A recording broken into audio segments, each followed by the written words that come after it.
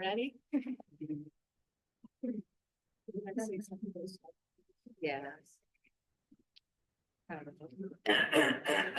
You can have your attention, please. There. Right. 20,000 comedians out of work and you are trying to be funny.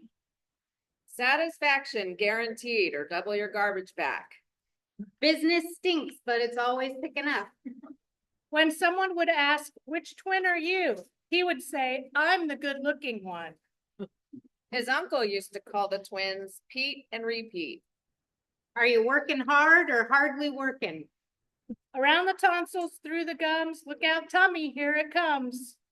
Here's the bread, here's the meat, now you hungry devils eat. Finer than a frog's hair. It's hotter than Jesse James' pistol. I'm so mad I could eat fried chicken. You betcha, and okie dokie. If you knew our dad at all, you heard one of these sayings probably 1,000 times. They were his go-to favorite one-liners. Our dad's humor was continuous, even to the very end. He was always so witty, so sharp, and so quick with his humor. He was always a very social person. Us kids always dreaded going to the store for milk with him.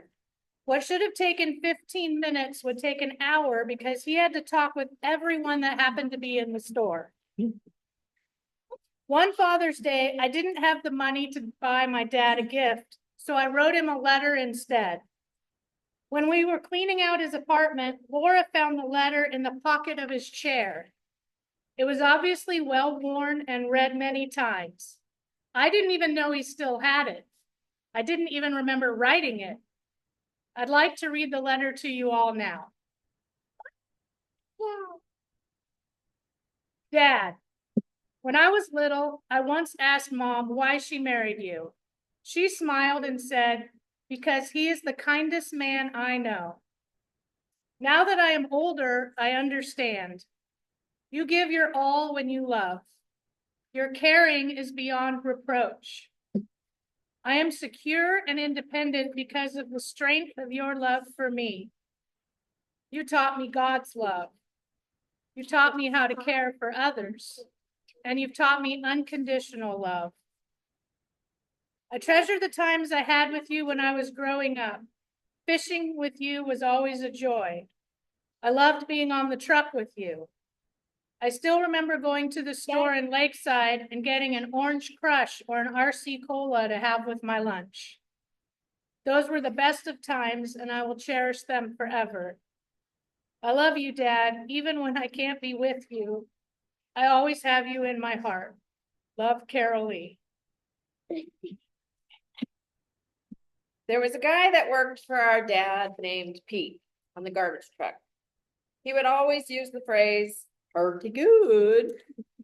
Well, when I was 15, I got my driver's permit and was learning to drive at the beach parking lots in Winchester Bay with Dad. Whenever I would do something good, learning on a manual stick, of course, Dad would say, pretty good. I was turning into the parking lot one day and missed the turn and went into the ditch. When we were stopped and realized everything was okay, he looked at me and said, that wasn't pretty good. Instead of being upset about going into the ditch, he made light of the situation to make me feel better. And I will always remember learning to drive now with humor. We all encounter brain freezes at one time or another. Mom and Dad's doorknob and lock quit working on their front door. They went out to our local hardware store and picked a new one out. Well, Dad bought a deadbolt, but not a doorknob with a lock. Mom kept telling him we need a doorknob with a lock. He was adamant that he bought the right thing. Eric and I came to help put it on the door for him. Eric asked a few times, how are you going to open the door? And he would repeatedly say, you just turn the knob. I also asked him and tried to explain, how are we going to open the door? And again, he said, you just turn it. With Mom rolling her eyes and Eric and I trying to convince him that you can't just open the door with a deadbolt, Eric decided, I'll just put the lock in. And he did. Dad came over and opened the lock, and closed the lock.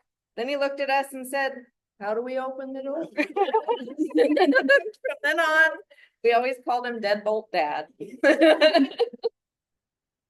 One of Dad's favorite things to do was have a family barbecue in the backyard. Barbecue chicken, hamburgers, hot dogs, potato salad, all the works. We will never forget one particular barbecue at our family home in Reedsport. The whole family was over and everyone was filling their plates. Dad was probably halfway done with his burger when he exclaimed, "Man, this is the best burger I have ever had." A few bites later, we see him opening the rest of his burger and peering inside with a confused look on his face. "What is it, Dad?" All of a sudden, he yelled, "I forgot the meat." We all died laughing until we were crying. That's when we realized maybe Dad was actually a vegetarian at heart. We want to thank everyone for all the support through his long illness and especially the last 2 weeks. If Dad was able to read all the comments we have received about him, he would not believe it. He wasn't that type of guy. We especially want to thank Father David for his support and pastoring in Reedsport and here in Eugene, always being there for our dad. Dad really enjoyed those visits. Also, we would like to thank Pat from St. Paul's for her visits and always bringing him communion at Marquee. The staff and caregivers at Marquee were wonderful. Thank you from the bottom of our hearts.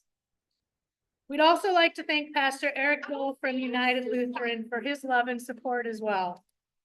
On our father's last day, he was anointed by Father David and Pastor Eric with a nun present.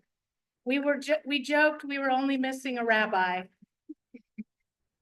We would now like to encourage anyone else to share memories or stories about our dad because we would love to hear them. Thank you. Stand up where you are if you have a memory. Go for it.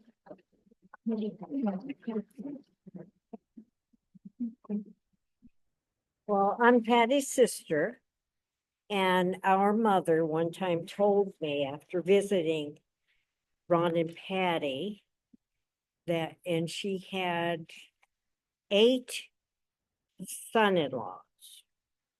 Out of the 8, she said Ron was the most helpful in the household than any of them.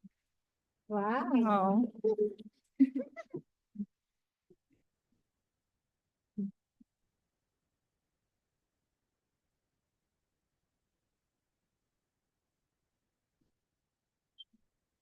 Growing up, I didn't really know him.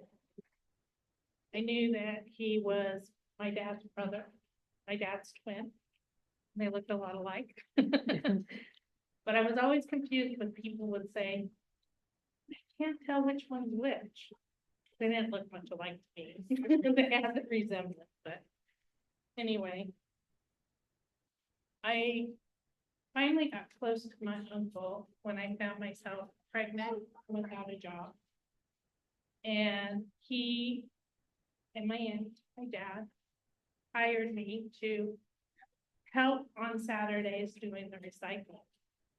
And I was always with Uncle Ron doing the recycling. And we talked about everything. Everything. Well, except for at every driveway where he stopped and talked to the customer. When my dad died in 2013, Uncle filled the hole that I had with my dad's death. He was his best friend, my confidant, my biggest cheerleader. I'll never fill the hole of me.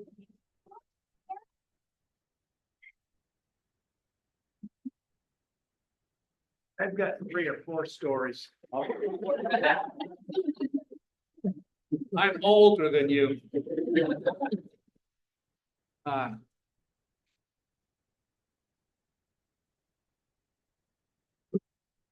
Ron was 12 years older than me. We had the same birthday together, September 10th. And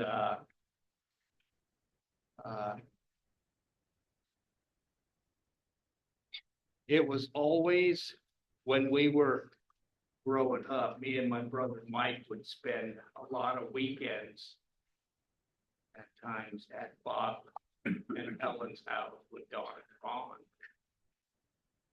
And Ron was 12 years older than me, so I was like 10 or 12, and he was in his mid-20s.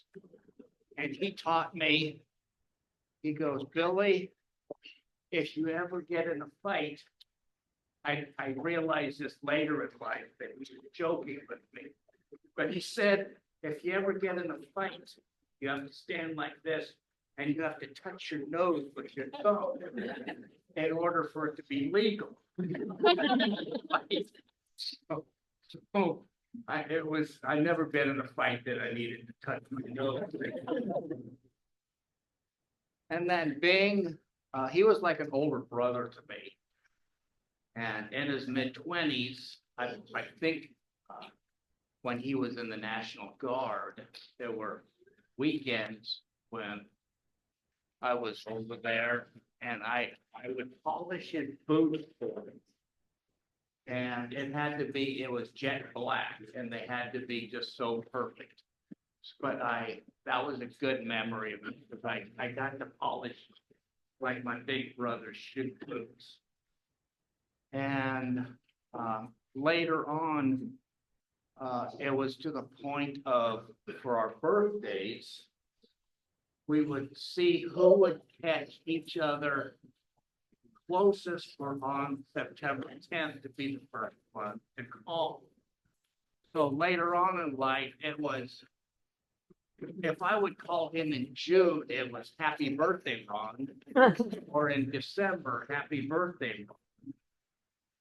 And the other thing about being my older brother, I remember we always got up at dark 30 to go on the garbage route. And I would always stand at the sink and watch him shave. And that was a big thing for me as a little kid to watch a man, shave. And it's just all great memories. It was just, it was just all great. So Dad didn't know this, but I found this in his bag, and because he's gonna get the last word, he has so I'll give it to you. His birthday boy.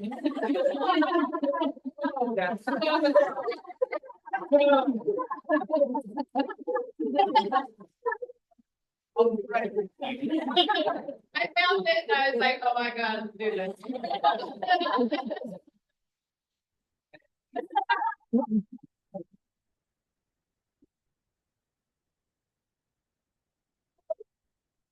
Not be the last one. Yeah, he's probably up there sitting next to God, thinking, laughing at that. Not too. Okay, you can go.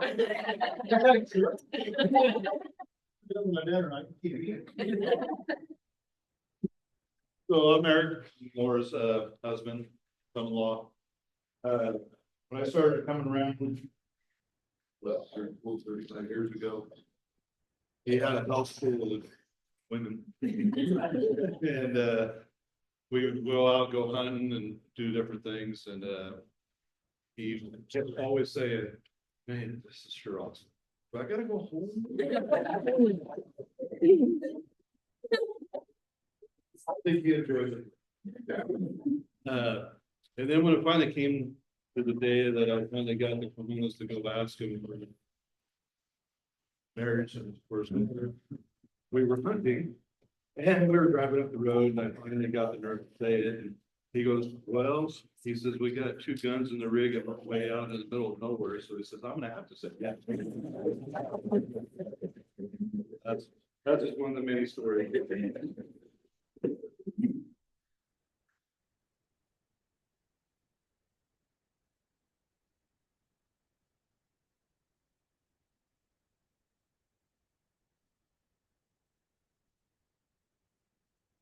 Thank you guys.